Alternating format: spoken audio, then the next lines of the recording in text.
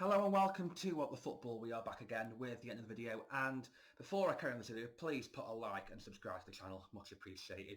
Right, let's talk about England, let's talk about Gareth Southgate, let's talk about our hopes and dreams and aspirations of finishing in the quarterfinals of the 2022 World Cup in Qatar. This isn't a negative video by any stretch of the imagination, it's just a video reacting, it's a proactive reaction. That makes sense, a bit of an oxymoron, to the England performance tonight. And the glass half full will go, great performance, turn around by England. Yes, we only got a point, but to be 2-0 down and get something out of the game, fantastic.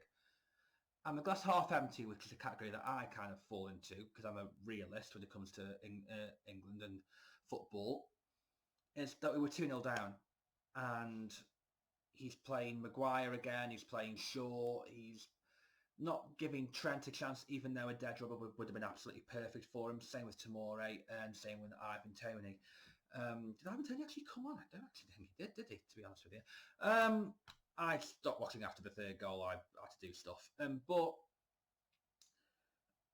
this is the end of an era in terms of Gareth Southgate for me. I think as much as I appreciate the job that he's done, we need somebody to take England to the next level. I actually did a video on this. If you look back at the channel from a few months ago, I actually did a video regarding Gareth Southgate and who I think can potentially take England to the next level. One of those managers was Graham Potter, which is pretty much impossible now unless he gets sacked within 2 or 3 weeks, which, judging by what Poli's done so far this season, would not surprise me. We've got to talk about individual performances. I've just mentioned, of course, Trent. He doesn't trust Trent, which is fair enough.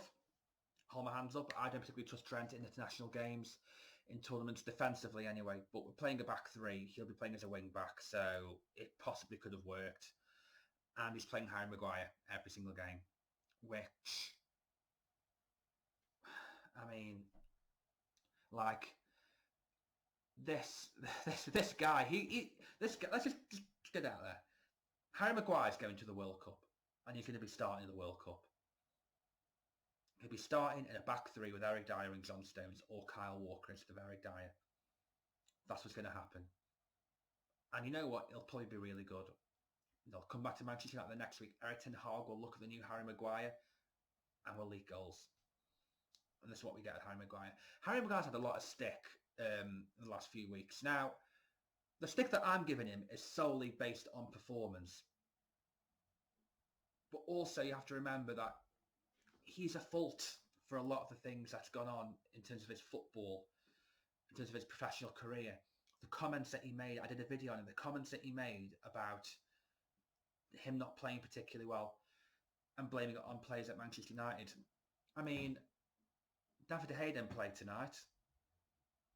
Victor Lindelof didn't play tonight. Aaron Wan-Bissaka didn't play tonight. So Luke Shaw played tonight, and you know, Luke Shaw scored, but I don't think he looked particularly outstanding tonight. And, I mean, again, Gareth Southgate doesn't play Trent because he's not defensively sound enough, but plays Luke Shaw on the other side, which, if you want a defensive fullback, why not play Mitchell or Palace? He's surely good enough, isn't he? One positive out tonight, Jude Bellingham. Again, absolutely top draw this lad is. I love Mason Mount's goal, by the way. Mason Mount's goal was absolutely quality. And he's another one of Southgate's favourites, but at the same time, he did something tonight. He came up with the goods when it mattered, so fair play to him. And will he start? Possibly not, but, you know, especially if you're playing a back three, Mason Mount will not start, although you never know with Gareth Southgate, do you? But Jude Bellingham tonight, absolutely first class. This kid is Brian Robson reincarnated. He's not dead, by the way, Brian Robson, but in a footballing sense. This guy, if he adds goals to his game, he is one serious player. He is a serious talent, this guy is. He's got absolutely everything. Just apart from the goals. Engine, commitment, heart, passion, passing range, tackling, tracking back. He is that kid in the school ground, this kid in the playground, this sort of metaphor that we always talk about. This guy loves football. And his heart... If Dele Alli had this guy's heart and passion, Dele Alli would still be a world beater. But he's playing in Turkey. whereas Jude Bellingham is playing in the Bundesliga and he's got offers to go to some of the biggest clubs in the world.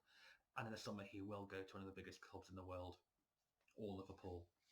Just joking, by the way. Liverpool are a big club. I mentioned that in my previous video. But yeah, the Gareth Southgate conundrum continues, really. We've got a World Cup coming up soon.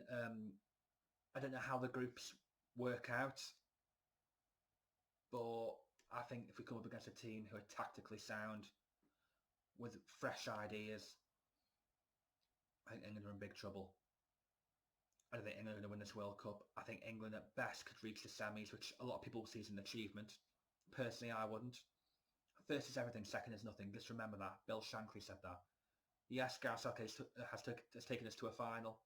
He's taken us to a semi-final. But if he doesn't take us, if we don't win the World Cup this year, I think he's personally got to move on anyway. But we need to continue this momentum of being a really good team. I think we've got a lot of positional issues. Goalkeeping situation, not 100% confident with that. Centre half, not confident with that. Left back, I'm not confident with that. Every other position I'm fine with. We've got too many right backs. We've got quite a few midfielders. Plenty of attacking options, but I don't think we're all rounded. All these great international teams have a world-class player in every position, maybe bar one. But even the bar one is a very good, solid player. I think this England team, is Sterling world class. Kane's definitely world class. Is Reece James world class? Is Kyle Walker world class? Maybe. I think Bellingham can be world class. I think Rice can be world class. Saka can be world class, but we haven't got enough players at this current moment in time that are definitively world class. And I think that's quite disappointing. I think if you looked at the last Euros, the likes of,